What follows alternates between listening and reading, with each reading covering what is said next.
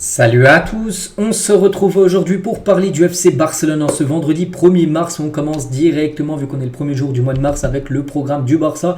Pour bien sûr ce nouveau mois, donc on peut voir 5 rencontres pour le FC Barcelone. Donc 3 à domicile et 2 à l'extérieur, dont une après-demain. Déplacement bien sûr du côté de Bilbao. Tiens, on va regarder sur ce programme-là où c'est un peu plus clair. Donc Bilbao, le 3, on est le premier, donc après-demain. Ensuite, il y aura la réception de Majorque, il y aura la réception également de Naples, il y aura le déplacement à l'Atlético et le dernier match du mois de mars sera la réception de Las Palmas. Donc voilà les 5 prochaines rencontres bien sûr pour le FC Barcelone. Et concernant le match là, le prochain, après-demain contre l'équipe de Bilbao, là-bas à San Mamés, on sait que ça va être très compliqué. Cette équipe, les gars, s'est imposée hier, ils ont mis un 3-0 à l'Atlético Madrid. Ils sont tellement forts comme chez eux, cette équipe de Bilbao qui a éliminé, vous souvenez-vous, le Barça en quart de finale de la Coupe du Roi. Donc attention à ces deux joueurs, Nico Williams et son frère Inaki Williams. On sait c'est des joueurs qui font beaucoup de mal à toutes les équipes de Liga et même bien sûr au Barça. On se souvient par exemple que Inaki avait été buteur contre le Barça c'était quand il était revenu de la CAN avec le Ghana, le match de Coupe du Roi. Donc voilà, les deux ont marqué, et ils ont fait la passe D pour les deux, en gros, voilà, vice versa. Donc à noter les gars que je crois que c'est Nico Williams, j'en ai parlé il y a quelques jours, il a pris un rouge lors du dernier match, donc il sera suspendu pour le match après-demain. On va dire que c'est plutôt une bonne nouvelle bien sûr pour le Barça qui soit suspendu. Le Nico Williams, donc son grand frère Inaki, lui devrait bien jouer contre le FC Barcelone. Et en parlant de Bilbao, parce que ça concerne un peu le Barça, est la deuxième équipe après Majorque à se qualifier pour la Super Coupe 2025 après avoir atteint la finale de la Coupe du Roi. Donc il reste plus que 2 places à prendre, en gros c'est les 2 premiers fin de saison de la Liga. Pour l'instant le Barça est 3ème. Pour l'instant le Barça ne jouerait pas cette super coupe, comme j'ai dit hier les gars, ce serait très dommage, ça ferait un trophée en moins à remporter. Donc un rappel, le vainqueur de la Liga, donc pour l'instant si on prenait actuellement le classement fini là, donc ce serait le Real Madrid contre le vice-champion, en gros l'équipe qui perdrait la finale de la Coupe du Roi. Donc ce sera soit Bilbao soit Majorque, on dirait plutôt Majorque, donc Real peut-être Majorque. Et le vainqueur de la Coupe du Roi, donc je partirais plutôt sur Bilbao contre le vice-champion de la Liga qui sera actuellement Girona. Donc il n'y a pas le Barça, c'est pour ça que le Barça maintenant il n'y a plus de choix. Il faut finir dans les 2 premières positions en fin de saison, sinon il n'y aura pas de Super Coupe si tu finis 3ème, tu ne joueras pas cette compétition. Et comme j'ai dit, ça fera un trophée en moins remporté pour la saison prochaine. On continue la une du journal Sport aujourd'hui. Une décision historique, c'est quoi avec un maillot là de dos, c'est quoi? C'est par rapport tout simplement à l'équipementier. Donc le Barça est très proche de prendre une décision sur le processus de fabrication des maillots. Ils peuvent continuer avec Nike signé, pourquoi pas avec un autre sponsor, par exemple Puma, ou créer directement leur propre marque. La décision devrait être prise dans les 2 prochaines semaines. Donc le Barça étudie les avantages et les inconvénients de la rupture de l'accord avec Nike. Donc Nike débourse bien sûr beaucoup d'argent au Barça, bien sûr, pour sponsoriser le maillot. Mais comme je dis, le club pourrait arrêter tout simplement d'être sponsorisé par Nike. Donc voilà, il y a des voix fortes au sein du conseil d'administration de Barcelone qui pensent que rompre le contrat avec Nike et créer sa propre marque est la meilleure option pour le club. D'autres veulent continuer avec Nike tant qu'il paie plus d'argent ou signer avec Puma. Voilà, parce qu'en gros le projet du FC Barcelone c'est plus avec Nike, peut-être même pas avec Puma, mais de faire en gros sa propre marque. Parce que là quand tu es avec Nike, en gros quand tu vends un maillot, je sais pas, un maillot on va dire 100 € pour que ça fasse un compte rond, peut-être moitié de l'argent ça va à Nike et la moitié de l'autre argent ça va au FC Barcelone. En gros le Barça aimerait lancer sa propre marque, ce qui veut dire quand tu vends un maillot à 100 €, les 100 €, quasiment au moins 95 € du maillot vont dans les caisses du club, vous avez compris. Tu n'es pas obligé de diviser avec le sponsor, on peut dire. Donc Laporta a déjà rencontré différentes entreprises qui pourraient aider le Barça à créer sa propre marque pour fabriquer ses propres uniformes, en gros ses propres maillots. Donc voilà, c'est surtout ça par rapport aux finances du club. On sait que déjà le Barça c'est une équipe qui vend énormément de maillots. Donc voilà, si le Barça crée sa propre marque, ça peut être vraiment tout bénéf, on peut dire, pour l'équipe. Donc voilà, c'est pour ça que la décision va être prise très prochainement, là dans les 2 prochaines semaines. On va vraiment savoir ce que va compte faire bien sûr le club. Et l'autre une aujourd'hui, ça parle de Mondo Deportivo. Et ça parle de Araujo, un non 80 plus 10 millions d'euros. Donc on peut voir que le Barça a rejeté une offre de 80 millions d'euros plus 10 millions d'Araujo pour... c'était le Bayern. Le Bayern a proposé cette somme et le Barça a bien refusé ça. Et ça fait la une aujourd'hui du journal Mondo Deportivo. On continue les gars avec les photos de l'entraînement. Ça je ne les ai pas mis en tout début, je les ai un petit peu décalés au milieu de vidéo là. Tiens, les photos de l'entraînement aujourd'hui pour préparer bien sûr le match après-demain. Xavi lors de la séance d'entraînement du jour. On peut voir aussi Ferran Torres. Hier c'était son anniversaire. Hier il a fêté je ne sais même plus c'était quel âge qu'il a fêté. Bref, il est né le 29 février 2000, mais c'est vrai que hier, bon, on était le 29 et souvent, normalement, ça s'arrête le 28 février. C'est vrai que les 29 février, depuis 2000, il y en a eu seulement 6. En gros, il a fêté seulement ses 6 ans, on peut dire. Donc, normalement, il fête son anniversaire le 28. Parce que très rarement, une année sur 5, les gars, il y a des 29 février hier. Donc, c'est pour ça qu'hier, c'était enfin son jour vraiment où il est né, Ferran Torres. Donc voilà. Donc, concernant bien sûr le joueur du Barça qui a pu souffler un peu une bougie hier, lors de l'entraînement. Et concernant sa participation ou non au match après-demain, parce qu'il est blessé quand même depuis quelques temps, donc il ne devrait pas être disponible pour le match contre Bilbao après-demain.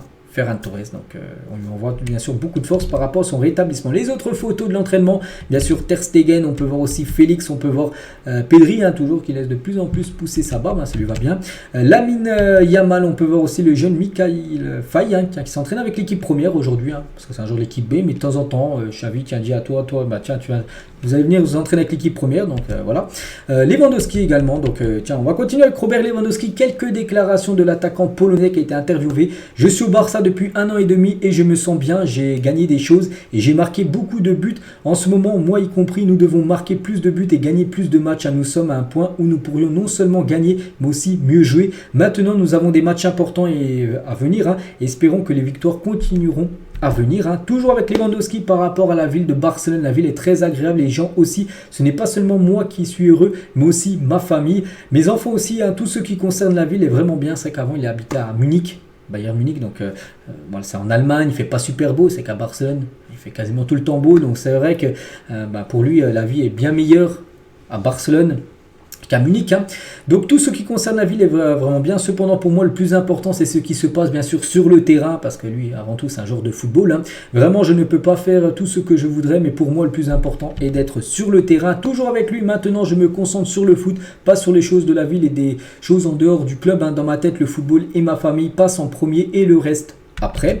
Toujours avec l'attaquant polonais, je veux toujours jouer mon meilleur football. L'autre jour, je n'ai pas marqué contre Getafe, mais j'ai très bien joué, mais sans marquer. Pour moi, en tant qu'attaquant, c'est important d'avoir de la performance avec des buts et une victoire, même si au final, ce que nous faisons dépend de l'équipe et si nous gagnons. L'autre jour, nous avons pris 3 points et nous avons bien joué, mais en tant qu'attaquant, je veux toujours marquer, aider l'équipe, bien sûr, à gagner. C'est vrai que quand tu es attaquant, le but, c'est quand même de marquer. Voilà, parce que quand on enchaîne des matchs où tu ne marques pas, tu rentres dans une spirale négative où tu commences à être critiqué, tout ça. Donc lui, le but, ça, c'est de marquer, bien sûr, j'ai en priorité, et de faire gagner, bien évidemment, l'équipe. Il y a des matchs importants à venir, d'abord à Bilbao, après-demain, puis à domicile contre Mallorca et plus tard en Ligue des Champions. Nous sommes à un point où gagner peut être très important pour nous en tant qu'équipe, afin de gagner en confiance et d'aller de l'avant. Toujours avec lui, nous sommes à un point, nous avons toute la semaine pour travailler à l'entraînement et préparer les matchs à venir. Je pense que certains joueurs importants vont revenir de blessures, afin que nous puissions avoir des joueurs importants expérimentés sur le banc, pas seulement des jeunes, c'est important pour l'équipe et je suis sûr que si nous nous entraînons bien et que nous allons mieux jouer qu'auparavant. Toujours avec lui, donc pour tout le monde, c'est important de gagner par 2, 3 ou 4 buts d'écart comme nous l'avons fait contre Getafe. C'est que 4-0, mais on se souvient qu'il y avait une série de matchs, de je sais plus, une vingtaine de matchs qu'on parlait là, c'était au mois de novembre, où le Barça, il gagnait des matchs, mais des 2-1, des 1-0. Le Barça n'arrivait plus à gagner un match avec plus de 2 buts d'écart. Bon là c'est un petit peu mieux ces derniers temps, par exemple il y a eu 4-0, il y a eu une victoire aussi 3-1 il y a quelques temps, donc voilà, parce qu'en début de saison c'était très compliqué d'enchaîner, on va dire, les buts. Nous avons très bien joué contre Naples, dans les 30 premières minutes, nous avons très bien joué, nous avons besoin de ce deuxième but, mais maintenant nous avons le match retour. Si nous jouons dès le début comme nous l'avons fait à Naples, alors je pense que nous pouvons gagner et marquer plus de buts contre Naples et surtout essayer de les éliminer. Ce que nous voulons, c'est être au prochain tour. Naples est une équipe dangereuse avec de bons joueurs, mais nous voulons gagner ce match et même s'il reste encore du temps avant le match, nous voulons aussi gagner ceux qui nous ont précédés. Les difficultés à gagner la Liga, parce que la Liga, on sait que il y a quand même pas mal de points de retard sur le Real, je crois 8 points de retard, je ne me trompe pas. Cela dépend de qui nous jouons, contre qui, ce n'est pas le cas. Donc comment nous jouons, nous avons beaucoup de joueurs avec un grand potentiel et beaucoup de qualité. Nous devons savoir comment nous pouvons jouer, non seulement pour gagner, mais aussi pour avoir des occasions contre Getafe. Par exemple, après 5 ou 7 minutes, nous avons vu que si nous faisions un arrêt vers l'avant, nous aurions plus d'occasions. Il faut savoir s'adapter au cours du match pour se créer plus facilement des occasions. Si nous devons jouer plus simplement, alors nous devons le faire. Nous devons trouver des solutions face à nos adversaires. Contre Getafe, nous avons joué de manière plus simple, mais nous avons été très efficaces Hein, c'est vrai que je sais plus, il y avait combien de tirs cadrés, peut-être 8 hein, avec 4 buts marqués. Hein, c'est pas mal parce que des fois le Barça il y a plus de 12 tirs cadrés pour 0 but marqué. Et là quand même ça c'est un gros problème. Toujours avec Lewandowski, je crois qu'il en reste plus de 2 déclarations de sa part. Hein. Donc Xavi sera notre entraîneur jusqu'à la fin de la saison. Et pour nous hein, c'est très important d'être concentré pour faire notre travail. Je comprends que pour Xavi cela a été une période difficile et cela a été une période émotionnelle. Hein. Et toujours avec Lewandowski, donc Xavi est un ancien joueur du Barça. Et être l'entraîneur du Barça est très difficile pour Xavi parce que c'est aussi un gars émotif pour lui. Le Barça est plus qu'un club. Hein. Je comprends que pour sa famille, ça ne doit pas être facile non plus hein, parce que voilà, Xavi, des fois, à cause des mauvais résultats, il doit rentrer un petit peu dégoûté, on peut dire. Hein, puis sa famille le ressent, en gros, qu'il a un petit peu de mal là ces derniers temps. Nous devons jouer ensemble, aller dans la même direction et gagner des matchs. Donc voilà, toutes les déclarations de Lewandowski qu'il a pu faire. Là, c'est une interview qui est sortie exactement hier. On continue avec la photo de Frenkie de Jong qui a partagé sur Instagram avec Mathys de Ligt. Hein, se retrouve sur une plage de Barcelone. Voilà, donc Mathys de Ligt est passé il a pris quelques jours de repos, on peut dire. Il a quelques jours de repos avec le Bayern.